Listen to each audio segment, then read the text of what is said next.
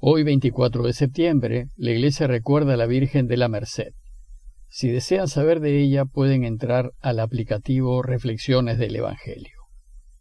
Y el sábado de la 25ª semana del tiempo ordinario, el Evangelio que toca es el de Lucas 9, 43 al 45.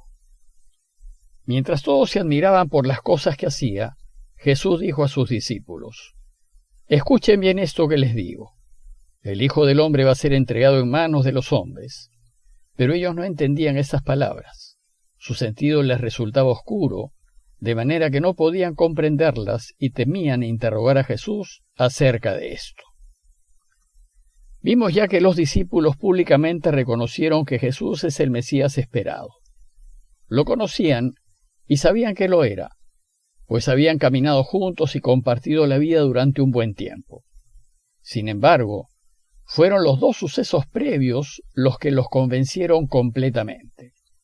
Primero, que haya calmado una tormenta en medio del lago. En esta ocasión, ellos reconocieron que hasta el viento y el mar le obedecían. Y segundo, que fue la estocada final, fue la multiplicación de los panes. Después de estos dos sucesos, ellos no tuvieron dudas de que Él fuese el esperado, pues el Mesías iba a venir con poder y a traer abundancia.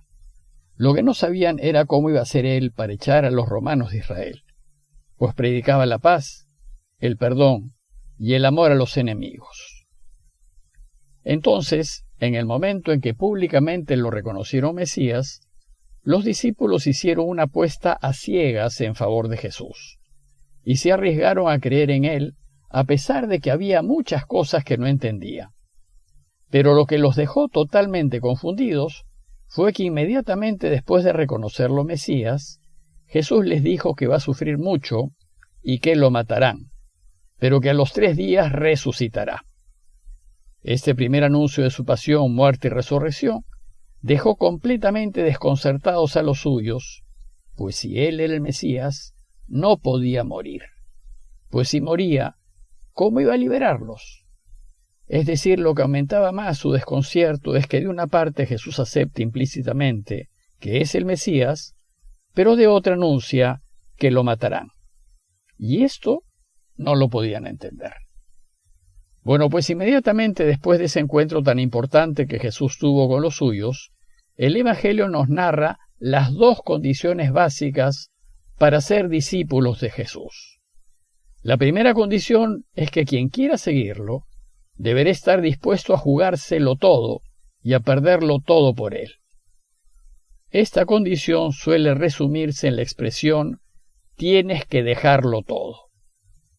Y la segunda condición es que quien quiera seguirlo deberá estar dispuesto a asumir las consecuencias amargas de esta elección.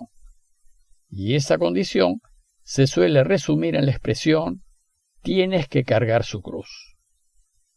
Imaginemos entonces a los discípulos, y están confundidos porque Jesús les ha dicho que Él es el Mesías al que matarán.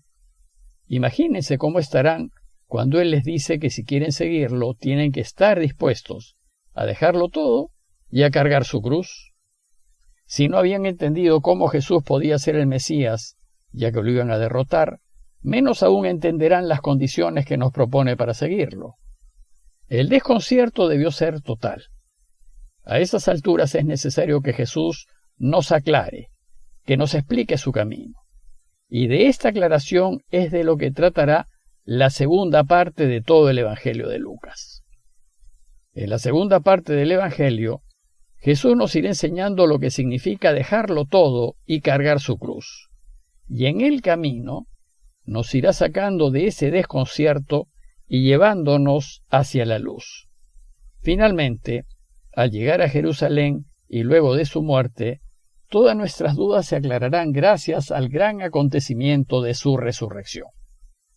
Por tanto, después del primer anuncio de su pasión y muerte, Jesús va a empezar su enseñanza por medio de 2 acontecimientos importantes.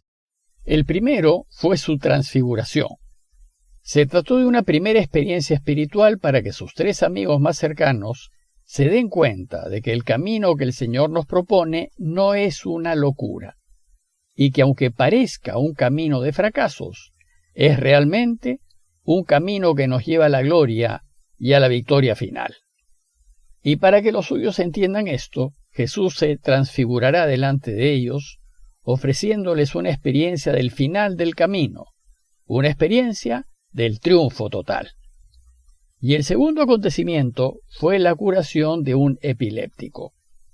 Se trató de otra experiencia inicial para que los suyos se den cuenta de que él, si quisiese, podría derrotar al mal con facilidad. Y si bien es un Mesías al que matarán, ellos deben saber que él es capaz de vencer a todas las fuerzas del mal. Bueno, pues estos acontecimientos que les he mencionado los profundizaremos en otros momentos más apropiados del año litúrgico. Ahora más bien, considerando estas dos experiencias iniciales, en el relato de hoy Lucas nos propone el segundo anuncio de su pasión. Solo una breve nota antes de continuar. Dijimos ya que el Evangelio de Marcos es el más antiguo de todos los evangelios.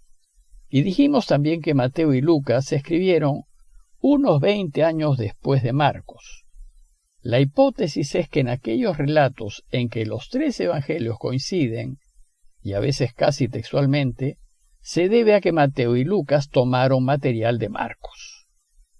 Bueno, pues resulta que Marcos organizó sus enseñanzas acerca de Jesús en dos grandes partes. Primero, nos narra los sucesos en Galilea y luego nos narra los sucesos que es en el camino y en la ciudad de Jerusalén. Y Mateo y Lucas, siguiendo a Marcos, también organizaron sus obras de la misma manera. Pero luego, Marcos organiza los sucesos ocurridos en el camino a Jerusalén en torno a tres anuncios de la pasión, muerte y resurrección de Jesús. Bueno, pues Mateo y Lucas harán lo mismo. Sin embargo, entre anuncio y anuncio, en lo que cada evangelista nos relata, ya no habrá necesariamente una coincidencia, pues lo que nos narrarán responderá a los propósitos catequéticos de cada evangelista. Bueno, pues volviendo a Lucas, ya reflexionamos en el primer anuncio de la pasión, muerte y resurrección de Jesús, y hoy la Iglesia nos propone reflexionar en su segundo anuncio. Veámoslo con más detalle. Dice el texto que mientras todos se admiraban por las cosas que hacía, ¿y de qué se admiraban? ¿A qué cosas se refiere? Se refiere a la experiencia de la transfiguración que habían tenido sus tres amigos íntimos y que los había dejado admirados, y a la curación de un epiléptico que había dejado atónita a la gente y también a sus discípulos. Entonces Jesús, en medio de esa admiración general, les hace el segundo anuncio de su pasión y muerte y les dice: escuchen bien esto que les digo. El Hijo del Hombre va a ser entregado en manos de los hombres. Este segundo anuncio es más breve que el primero, y si bien en esta ocasión, y según Lucas, no anuncia su resurrección, en cambio insiste en que va a ser entregado en manos de los hombres y que en consecuencia lo matarán. Ante este segundo anuncio, la reacción de sus discípulos vuelve a ser de desconcierto. Más aún, después de la transfiguración y de la curación del epiléptico. Dice el texto que ellos no entendían estas palabras y su sentido les resultaba oscuro, de manera que no podían comprenderlas. Pero ¿cómo es posible que lo vayan a capturar y matar cuando lo están viendo derrotar al mal con su sola palabra? Pues bien, la falta de entendimiento de los discípulos será la tónica de lo que seguirá en el Evangelio. Ellos caminarán con Jesús y lo escucharán, pero hay mucho que no entenderán. El relato de hoy termina con una extraña frase. Dice el texto que temían preguntarle a Jesús acerca de esto. Esta frase, más que decir algo acerca de Jesús, lo que hace es reflejar la incapacidad de los discípulos para entender.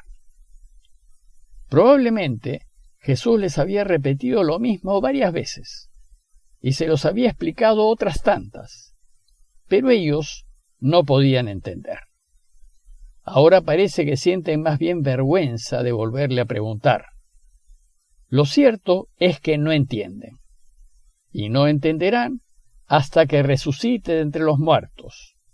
y será la luz de la resurrección y con la ayuda del Espíritu Santo cuando lo entenderán todo. A manera de conclusión, reflexionemos en varias de las enseñanzas de Jesús que nos resultan oscuras e incomprensibles. Por ejemplo, ¿cómo es posible que uno sea más feliz dando que recibiendo? ¿Cómo es posible que aquel que pierda su vida por la causa de Dios la termine ganando? ¿Cómo es posible que el que lo deje todo por él termine teniendo 100 veces más de todo lo que ha dejado? ¿Cómo es posible que para ser importantes hay que servir y para tener hay que perder? ¿Y cómo es posible que para ser grande uno tenga que hacerse esclavo y servidor de todos? El camino de Jesús está lleno de interrogantes, y con frecuencia nos descubrimos como los discípulos. No logramos entenderlo, y todo nos resulta oscuro. Pidámosle pues al Señor que nos ilumine el corazón, para que lleguemos pronto a ese punto de inflexión, y pasemos de la oscuridad a la luz, del sinsentido al entendimiento pleno, y podamos comprender que su camino vale la pena, y aunque no lo parezca, nos hace realmente felices. Parroquia de Fátima, Miraflores, Lima.